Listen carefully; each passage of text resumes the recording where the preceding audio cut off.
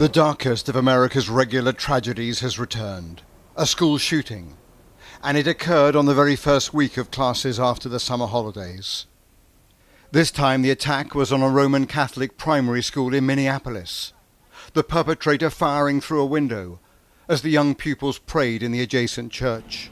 My mom was waiting outside of the church when it happened. I was scared that I wasn't going to see her because I didn't know what was happening really. I was just in shock. For parents, this is the nightmare that has stalked American schools for years. Yeah, so she called me hysterical, and the first thing she said is, "Mom, I'm safe, but something really bad is happening," and that's the worst call to get as a parent. The police chief outlined the harrowing details. During the mass, a gunman approached on the side of the building, and began firing a rifle through the church windows towards the children sitting in the pews at the mass. The sheer cruelty and cowardice of firing into a church full of children is absolutely incomprehensible. The attacker is believed to be Robin Westman, 23 years old and a former pupil at the school, leaving online a trail of deeply disturbing videos, including a manifesto of bitterness against the world. There was a detailed sketch of the church and its pews, indicating the extent of the planning. And the assailant showed off the ammunition and the weaponry that was to be used, some of it indicating that a presidential assassination attempt might also have been a possibility.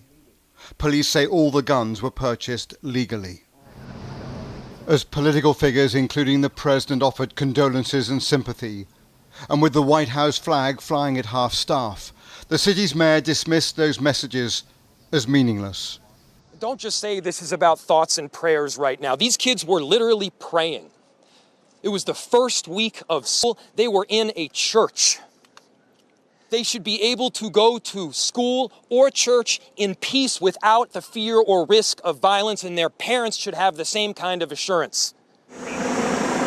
This is an attack that will frighten parents across America, as other school communities wonder if they too will one day have to endure a similar horror. And Robert joins us now. Robert, this is obviously unfolding horror tonight. What's the latest? Well, the latest is that death toll remains at 2, that 8-year-old and that 10-year-old pupil. 17 others were injured, 14 or 15 of those were children. Thankfully, they're all expected to survive. Tonight, the FBI Director Kash Patel has said this will be investigated as an act of domestic terrorism. He went on to say this will also be investigated as a hate crime against Catholics. Of course, in recent years, certainly since the 2012 a massacre at Sandy Hook in Connecticut, at that primary school, there have been many mass shootings at schools, at colleges, at places of worship. And always, Tom, the same debate rages, how to fortify schools. Are there sufficient mental health resources? Should teachers be armed? That's always a fraught debate like this. And whether online media companies are doing enough to identify threats, like in this case, that is certain to be a major argument. One thing that is off the political agenda, particularly with this White House, with this Congress, and in this political climate, one thing that is off the agenda is all talk about gun control.